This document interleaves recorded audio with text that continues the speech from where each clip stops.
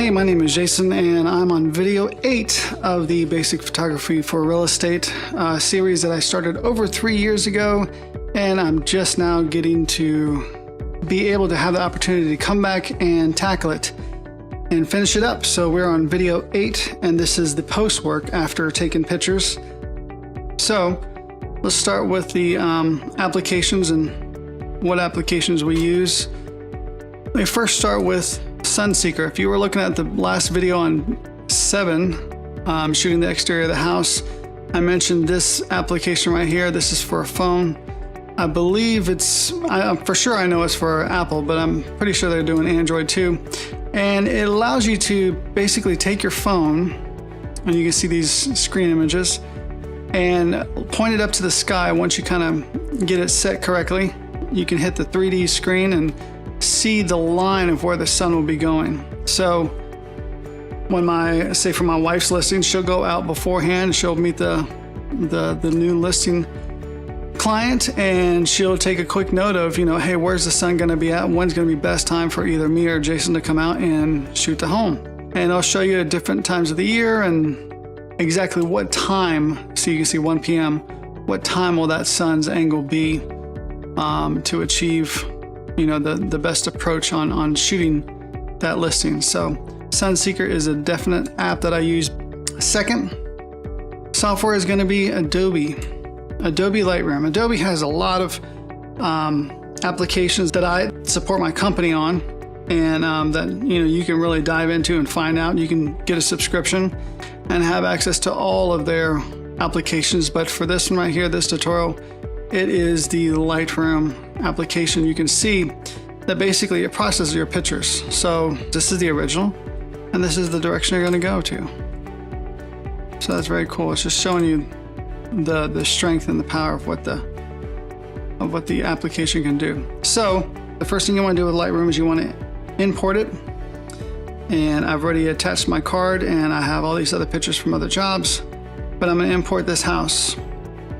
And I can put in my keywords, say test house.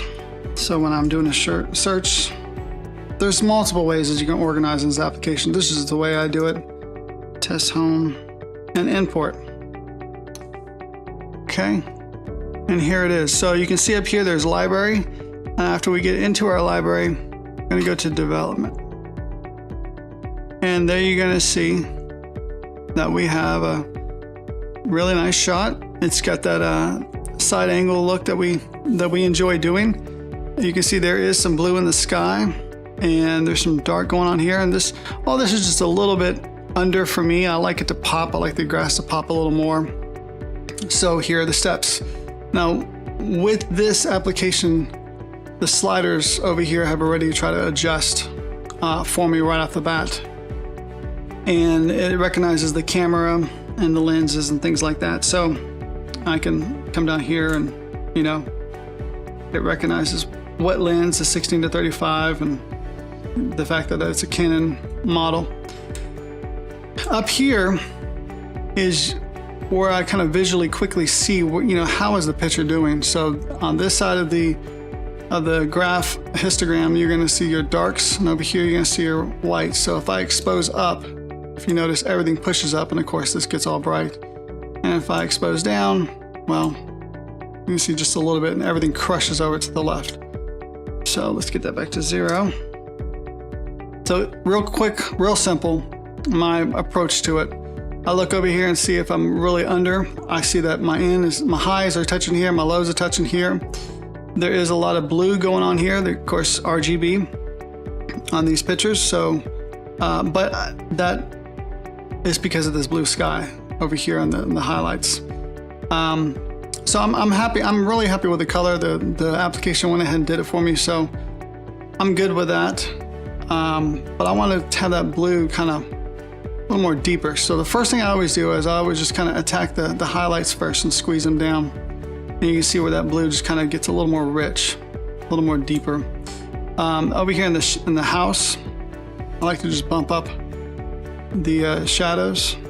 Now, doing that, I'm pushing just a little bit of the highlights up. I might squeeze them down even more. my whites, I'm happy with that. I don't have anything clipping. These little triangles up here will let you know when something is clipping. So let's clip a white. See how that white just, little triangle right there, and it's just let me know that on this picture, you're completely, you know, it's completely gone. It's just white. So I usually rarely ever touch the white slider. So I want to bump a little bit of the black. If you can see on these shutters, I like to have them pop just a little bit more. And so I'm going to punch it down just a little bit. And to me, there they go. Now, as a whole, I think that's fairly good. I could give it a little bit more clarity. To me, I consider clarity like texture. Now, there's way too much, way too not enough. It just, to me, it adds texture, it adds a little bit of detail. I usually like to bump that up. And the saturation, I like to bump it up. Now, my wife says, please don't do it too much on the grass because the grass starts to look fake. And this is huge saturation. And I've seen a lot of realtors do this to their homes. I kind of like it, but you know, it's my wife's listing. So she says, no, don't go too crazy with it. She likes to have that natural look. So we bump it back just a little bit. And that's my approach. Just doing my thing here. So I like that. Pretty decent picture, but you know, I like the lines that are going in a different direction. You're gonna hear me say that a lot. I'm a little bit against the norm there. I kind of go against the grain. So I kind of feel like the house, I'm looking at this line right here, the house is just kind of tilting a little to the left. I want to fix that just a little bit. I can go crazy with it. Want to spin the picture just a little bit. When I go over here to the tool that lets me see the grid and I can rotate, you see these little handles right here, and my cursor changes to a little hook of arrows that allows me to adjust a little bit, just a little bit. Also too, because she was probably on the driveway shooting up to it, I'm gonna hit enter to accept it. Now you saw that we lost some of the actual picture because it's compensating. If you don't compensate, it's going to show some white on the picture. So we'll hit enter and let that take effect.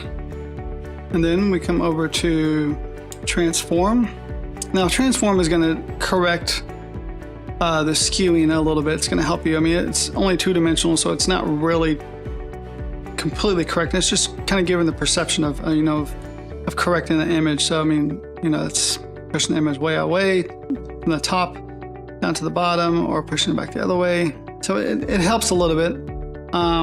Let's start with 0 first. Okay. And I feel like the house is moving back and up. So bring that forward just a little bit. Okay, not too much. Now, for some reason, I'm not really sure why, but for some reason this tool does not fix. You can see this white coming up. So I'm gonna have to sacrifice a little bit of the scaling of this picture to get rid of that white. So I'm gonna scale up just a little bit just so I can get rid of it. And now my whites are gone. I'm happy with it, so I'm going to go ahead and export. Go over to File, Export, and let's go with putting this in my documents. And let's go with outside house. All right, now here's the thing for realtors that you might want to consider. Resolution 72 dots per square inch. The reason why I picked that is because it is going on the web, so I'm not too concerned about trying to get 300 dots per square inch. If you do 300 dots per square inch, pushing it up to the web is going to take a whole lot more longer than need be. So I don't worry about that too much. I'm going to be doing it in JPEG. You can boost up the quality to 100%. That's okay because we're going to go 72. Also though, what I've learned in my area for realtors is that you want to go ahead before submitting it to, for us, submitting it to MLS, you want to give them a size that they can manage and work with. So for us, we go ahead usually and bring it, I believe it's 2000 to 2000. That's what I normally just do. 72 dots per square inch. And I'm okay with all that. We're gonna export. And we're gonna go to Documents. And we're gonna look for outside house. And there it is. So, like I said, find your look, find what you're confident with. I'm looking at a screen here. All I did was just Google bad real estate photos. And I mean, let's face it, there's a person in that room.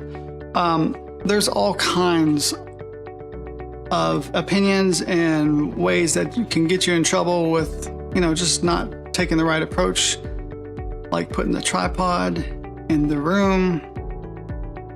This looks like it has a whole lot of that clarity put in, texture, high saturation. It actually looks like a HDR photo, high dynamic range. If you're avoiding this, then you're doing great. It's good. That's a good thing. You want to take the time to get used to the program, to get used to the applications, and develop a look that you're happy with, that you're good with, and go for it. Go out there and shoot your photos. And then, hey, when you start getting busy enough and you're just way too busy to take your own photos, and you're getting these listings, or you're getting this, whatever your company's doing, it's just cranking out all kinds of great income and product for you, then you'll have the time and the ability to hire a professional and say, this is what I want, this is what I need, and go out there and do it for me, and you get to continue on growing your business. If you like these tutorials, this was video 8 in the series. I got 2 more to do very shortly. I'm going to be putting them out. If you like it, please like, subscribe, and connect on the comments. I would love to hear from you. And this is ContentMakers.net. Have a great day.